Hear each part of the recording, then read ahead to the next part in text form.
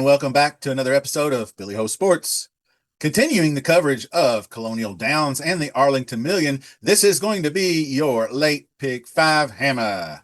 Yes, we will draw the winner of this week's Split the Pot bet. If you're new to the channel, check the description for details. But if you are a loyal subscriber and you leave a comment, smash that like button, use the hashtag BHS to help promote Billy Ho Sports. You get your name in the draw. We'll spin the big wheel, and then we will award somebody a free $20 bet on me. And if we win that bet, we split the pot. So simple enough. We're going to jump right into things with race number 7 on the card. Race number 7 is the Andy Guess 5.5 furlongs inner turf. 150K, 3-year-olds and up, fillies and mares. So we start with BG Warrior, 8-1 morning line. And the posts 1 through 3, these inside posts don't really seem to do that well. You'll see some of these show up or be like inside posts is poor, but this one actually doesn't say it here. But looking at the track bias, which is it's a very small sample size, just 12 races at this distance, but there are only 2 winners coming from posts 1 through 3 out of the 12. So pays to be a little bit further outside, and this one I'm not really that high on. But I will find, let's see, this Clarksville here at Ellis Park. I think that's comparable company. Second place finish is pretty good though. So just 5 for 35 lifetime. So I don't like them for the win, but you could probably use them underneath in some exotic plays. 21% trainer in sprints. I like Rod Brissett when he trains these turf sprinters. He's pretty decent in that category. And Junior's probably an upgrade from Pedroza. So, but moving over from Indy, maybe just a little bit too much for him. So, or too much for her, the mare. And now we go on to number 2, Miss Gambolini.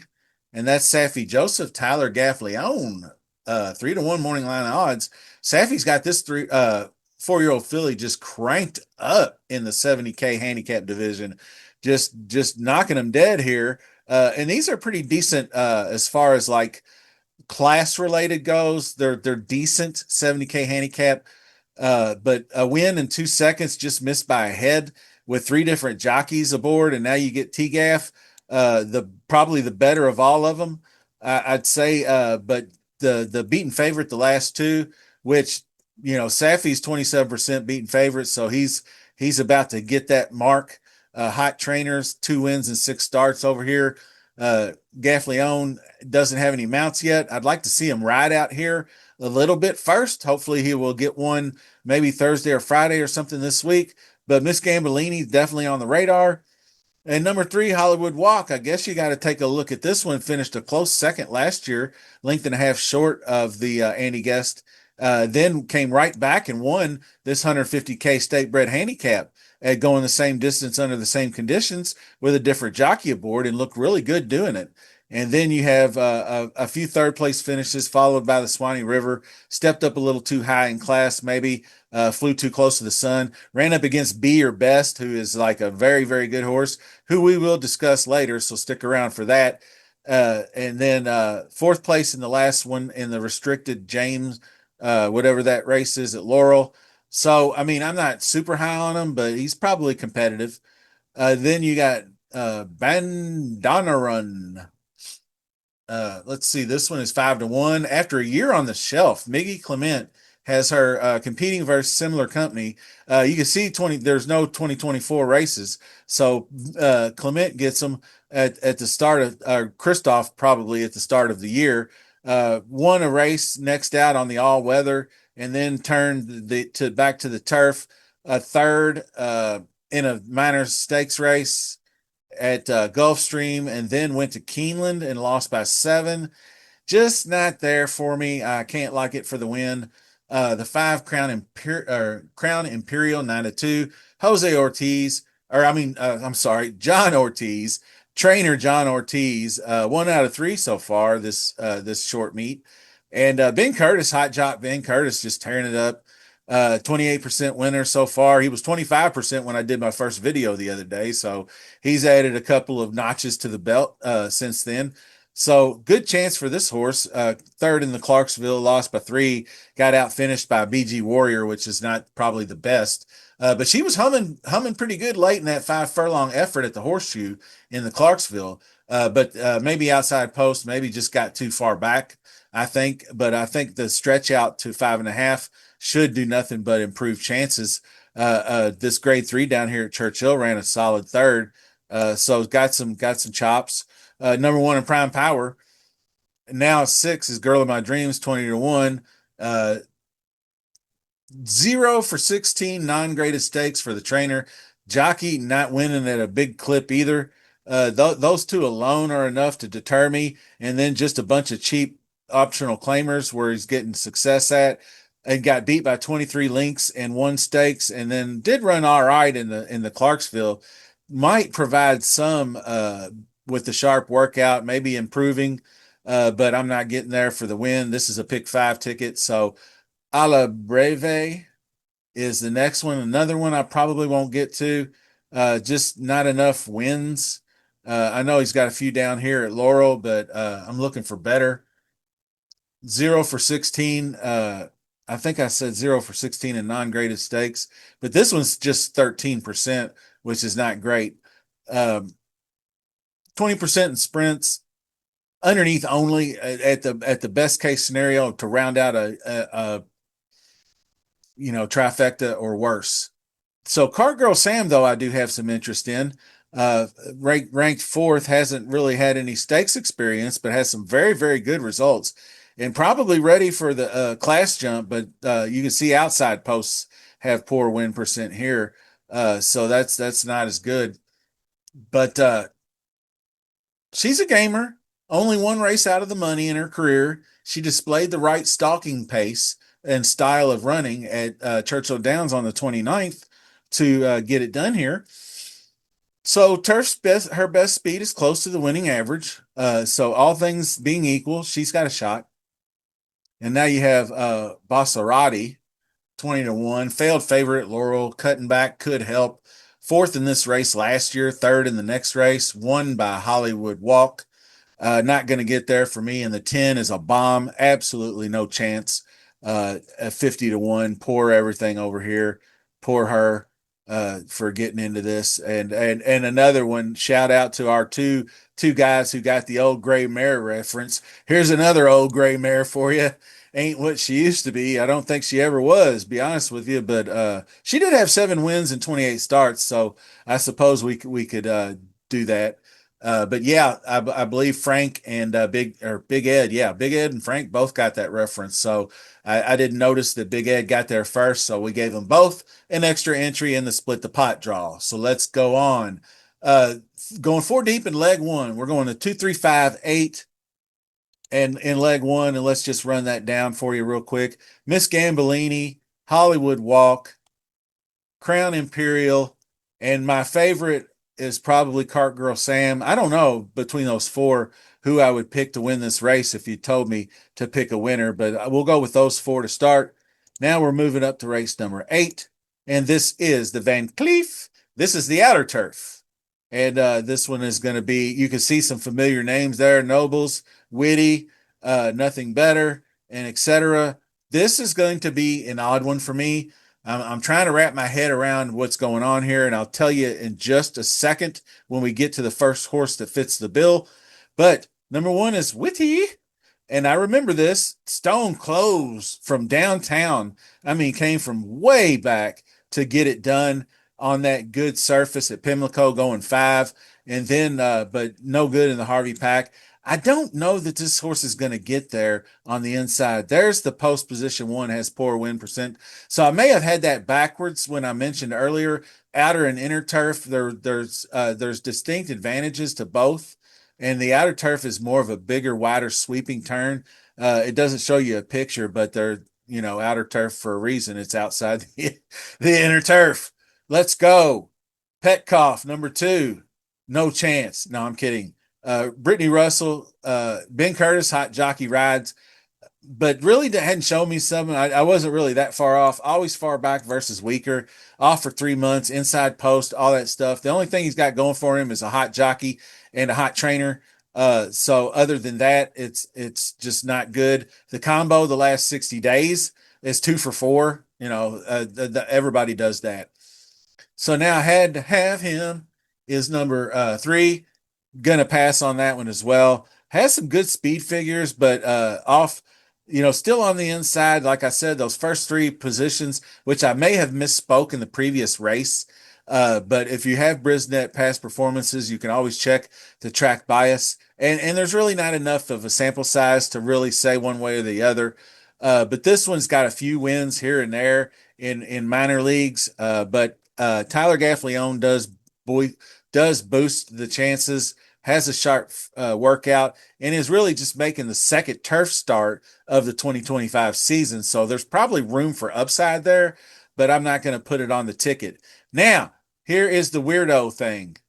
August 3rd, that was Sunday, by the way, Ellis Park, 5.5 furlongs, the Kentucky Downs Preview Turf Sprint for 250K was won by Bear River, and you can see 2 rivals and nobles. The top 3 horses in that race just last Sunday are all racing this coming Saturday. So yeah, they're going to have about 4 or 5 days off in between races. Now, if I'd saw him do it before, I'd be like, oh, okay, yeah, he went off 2 weeks here, 2 weeks there, and it's okay if they come out of the race sound. But all 3 of them did. That's kind of wild to me, and they must have all 3 came out sound. But it wasn't a real torrid pace, just a +2 across the board, 21:43:54 in minute 3. So not too bad, but turf races are easier to recover from. Shorter distances, obviously easier to cover from. So 5.5 furlong turf sprint, I suppose that they can run back, and maybe they actually have a little jacked up energy where they're turning back so fast, like a golfer that just came off a major championship comes right back Thursday and he's the first round leader. Just come out there and fire off that first round really well. So maybe Nobles will do it again. I like Nobles, but you see, oh wow, 12 for 27 lifetime. Dude, this horse wins a lot. Well, after looking at it, 8 of those wins were as a 4-year-old. He hasn't had many since. He's also been beaten by at least 3 rivals in this field in the last 2 races. So I don't know. Nobles is everybody's horse that they're familiar with. Larry Ravelli. I do like that he's got Woodbine experience, but that's mostly all weather stuff. First in Prime Power, I would normally include him on the ticket, but I'm not going to do it this time. I'm just going to take a shot that maybe coming off of that race, all 3 of those horses are going to be a little compromised. Now, Isivunga Vungu is the 5 horse Grand Motion, and John Velasquez gets the mount. Great name, not so great results recently. Beaten 6th place in the Wolf Hill as the top, or one of the top choices, I should say. Wasn't the favorite, but was odds of sub 2-1. So probably 2-1 on your board, but 1.80 was the final call, but never really in it, as far as I could see. And like I said, there's the Curse of Dubai. That was the first race off of Maidan. So maybe this is going to be a good spot for this one to bounce back in a big way at a value price. So I may do some adjusting. So make sure you do check back Saturday morning post scratches, because I may end up using this 5 because I don't think I'm not including it right now, but I may throw up an extra ticket including the 5. So number 6 is a step forward, and probably what Mark Casse wants this one to do. I love Casse and any horse he brings to the grass. It was a close call, missed by a nose at 12-1. Will definitely need to step forward to win this, but not much to say previously for several races back. But maybe it's found some form in 2025, making the 3rd start off the layoff. So this would be one like I might do a separate ticket. But if I was betting individual races, probably exotics only. And then Mr. Is up next. Joe Sharp, Axel Concepcion. And more poor speed figures, poor results. 20-1, no thanks, I'm passing. Going up 20-1, Ron Potts. Probably moving back to the turf from the all weather might jumpstart the 4-year-old, but limited turf success prior to that doesn't give me good vibes that he's going to compete here, so I'm out.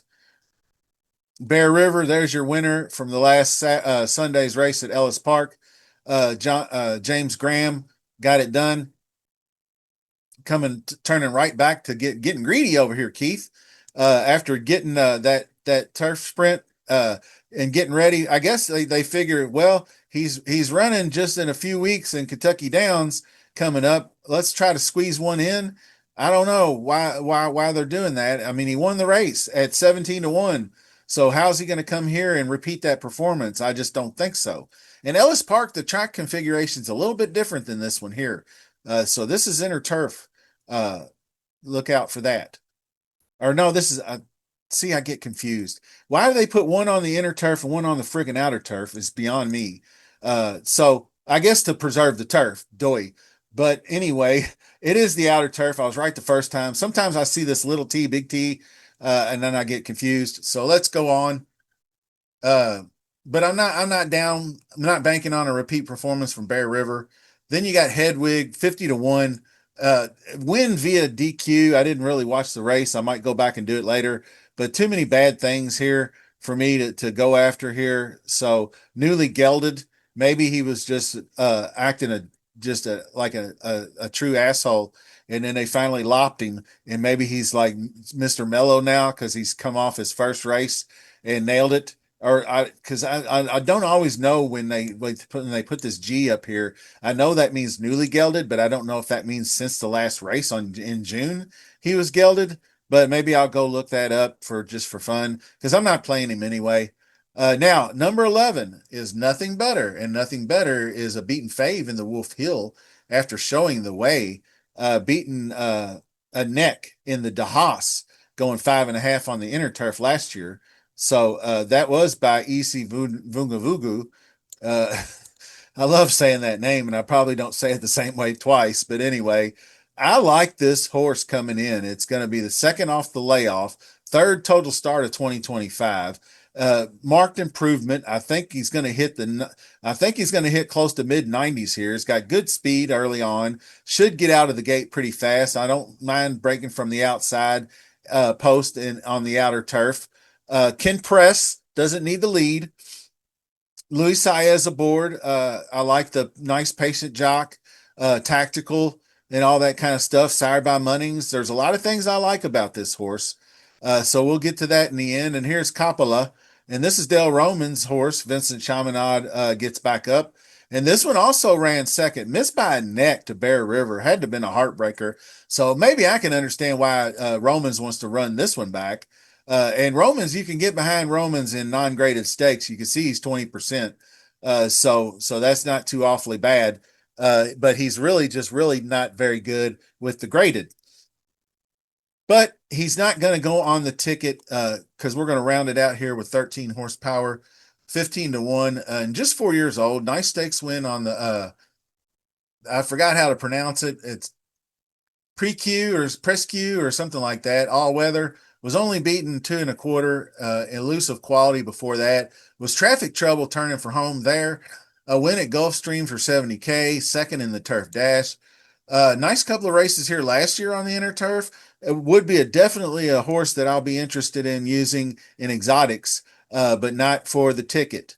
So that rounds out your field for, race number 8. And the split the pot draw is coming up right now.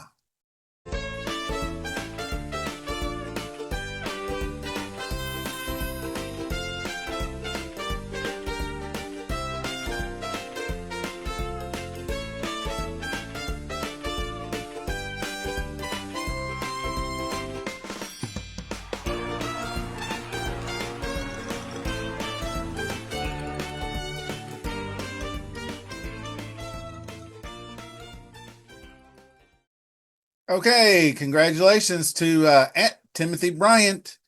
You win the $20 bet. So contact me to claim your prize. Email address is BILLYAH35 @yahoo.com, or you can hit me up on X at Billy Ho Sports. Your first alternate is going to be Leonard Brazil, and second alternate is Lee Reed, 1970. And we'll go ahead and queue up race number 9 because I'm singling the 11. I'm taking a shot and singling the 11, nothing better. I feel like enough speed out of the gate to cover the outside post. Doesn't have to lead, can sit back, should move forward on this third start of the season, second off the layoff. I think he's going to be really tough here. So I'm taking a shot. Race number 9 is the Secretariat. This field is crap. I don't like it. And it's an insult. I believe one of our commenters mentioned the same. Why would you name a shitty grade 2, a shitty field at a shitty, well, I don't want to call it a shitty track, but people have said it's a shitty track. But just the disrespectful. This Secretariat Stakes ought to be a dirt race, some sort of route race on Derby Day every year. Rename the Pat, or not the Pat Day, but rename one of those races. I forget what it is, Old Forester or I've, whatever. I digress. Number 1, Giacoso. Let's get going here. Ranks number 1 in prime power. I think he's vulnerable. Grade 1 American turf. You saw the studs he went up against there. That was the next after the Jeff Ruby. So, tough to come back off of that. But just kind of a hit and miss. Only 2 lifetime wins, and they were both on the turf. But I'm not going to use Giacoso on the ticket because I figure people know that name. And then Maui Strong's also won, like Dale Romans. This is a graded stake, so I'm not backing Dale here. Maui Strong just scratched out of the Hall of Fame for a better chance in this race. Dale Romans probably not as good here. Did run on the front pretty far in the Manila, but looked visibly tired as all the horses that hit the podium passed him up easily. I'm passing on him as well. I'm not going to use End of Romance either. Not very competitive in the previous non-graded stakes. Dropped down to 46K at Delaware just to get a win. A lot of this you're going to get from the Secretariat / Beverly D video I already put out. So I am just kind of glossing over the same stuff I covered the other day. So we're going to try to pick things up a little bit. Simulates one I do have a little interest in going in this one. I think it's going to be a nice live long shot or a value play at 8-1 with Junior and Billy Mott. 16-1 last time out, got it done for 100K at Saratoga, going a mile in the 16th, and now cutting back in this race. So we'll see what he's got. You can see this race right here that broke the maiden. Maybe but you're just going to have to show better speed than that to get it done here. So Antisocial is the 5 horse. And now we have 10-1 morning line. He got to test drive the 1 mile turf race on July 16th with the benefit of Lasix, which he won't get here, but broke the maiden off the turf on a muddy sealed track at Aqueduct. Solid looking horse, probably really good to use for underneath exotics. But you can see, I don't know if the second Lasix did it, but to go from 79 to 91 is a huge leap in just like a month's time. So Anagata is up next, number 6, 12-1, Mike Maker. Almost wins at Churchill going 8, but then finishes 8th for less company, excuse me, at Ellis. Jockey Gabriel Saez didn't do the best job of keeping him free from traffic, so he's going to get a better ride from T-Gaff here, no doubt. Moving on to number 7 is Cairo Caper. 9-2, finished second in the Penn Mile. Was beaten by rival Dream On here, who we'll get to next. But the previous Woodhaven was also won by the 8 horse, so maybe underneath exotics. But Dream On is definitely the horse to beat here, and definitely a horse you could single conceivably if you want. But a horse that could take a lot of money here. So I'm actually going to end up spreading a little bit, and I'm going to use the 8. I'm going to go 2, 3, 5, 8 in this one. And that is your Secretariat. I believe I got number 8 for the win, 2-5-1 underneath for the bet. So let's go to the Beverly D race number 10, and we'll go through this one pretty quickly too, because you can always refer back to the Beverly D video. that I put out just a day or two ago, and that was the one where I said Chick Shadow, the first old gray mare. So that we know we're not using that one, but you can't. Here's Be Your Best, and you can't not use this horse. It's Carson entered in some Boston spa as a backup if the weather's bad. But the weather looks fine to me. He's going to be here. He's going to be a tough hombre to mess with. So quite the run at the turn of 2025 for the 5-year-old mare. And Tyler Gaffleon gets the mount. You can see all these wins right here in graded stakes. And one that's a huge grade 2 win, Pegasus World Cup Filly Mare Turf over Sacred Wish, and then ran up against Choiza, Excellent Truth, and Kehoe Beach and the Jenny Wiley. That was a tough one, but I can forgive the fade there. Then steps up in the gamely and just wired them all the way. Now the only thing I don't like is if she does try to go out and wire them again, which is her mo. It's just hard for horses to do that all the time. 6 wins in 20 starts. I didn't really go count to see how many were wire jobs, but just looking here, there's like 2. So Beach Bombs, another one could be kind of sneaky. Sneaky second by a half, almost beat She Feels Pretty, and really was responsible, I believe, for She Feels Pretty losing her next race as a huge favorite because she made She Feels Pretty work hard down the stretch to get that win at a mile and 3/16 on a yielding turf. But I think maybe Beach Bomb might need a softer turf. I'm not sure, but he does have some pretty good wins here going right here in the very one in Orchid. So this one's one to contend with, but another one that's going to be on the lead early. So uh, tough to say. T Gaff is up. He's acclimating very well at Ellis Park now these days, so we're good there. Charlene's Dream couldn't handle Pinup Betty. I see another one with early speed. So they're not all getting there, people. But the goal for the connections is a grade 1 victory for Pinup Betty. So I really wish Pinup Betty was in this race because I'd be all over her singling. But I am going to be close to singling the 5 Spanish Eyes. You heard me go gaga over that one, over some of these races that I've seen him run or seen her run. Excuse me, the 4-year-old filly. But I mean, the breeding is just impeccable. Can run all day. So Ben Curtis up, hot jock. This I feel like is one of Ben Curtis's wins come Saturday. He may win 1 or 2 or 3. I don't know. Maybe he runs off 6, but this one is one I feel like he's really going to win.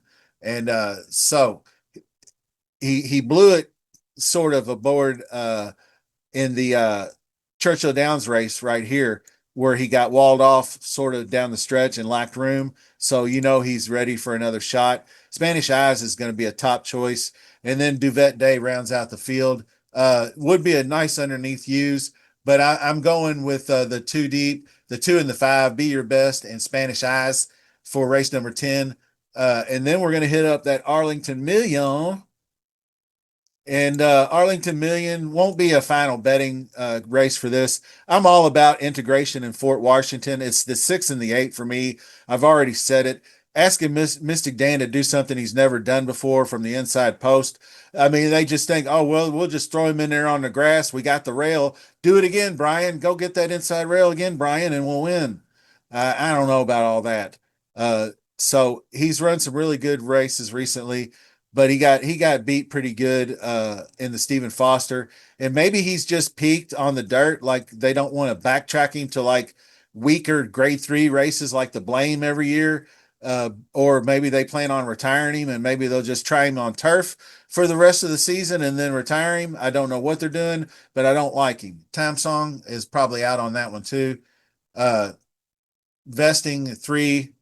None of these I'm down with. Runaway Storm, like I said, this is for the pick 5 and the late pick 3. Now Cairo would be one I might use underneath, but like I said, it's all about Fort Washington, the 6 and the 8, both Shug McGahee horses.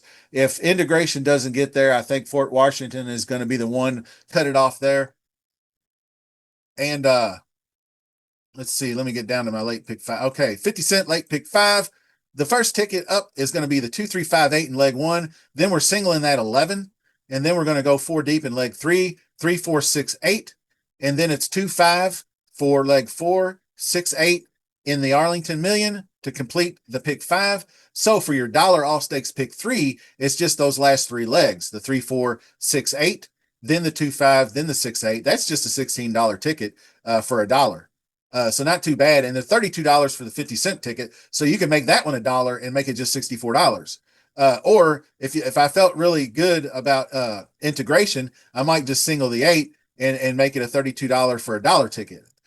So you can do all that. But like I said, be sure to check back Saturday morning for the post-scratch adjustments. Lots more to come this week, though. So the Saratoga video is already out for your consumption. That came out yesterday. Thanks for joining me, everybody. Check back Saturday morning for those adjustments.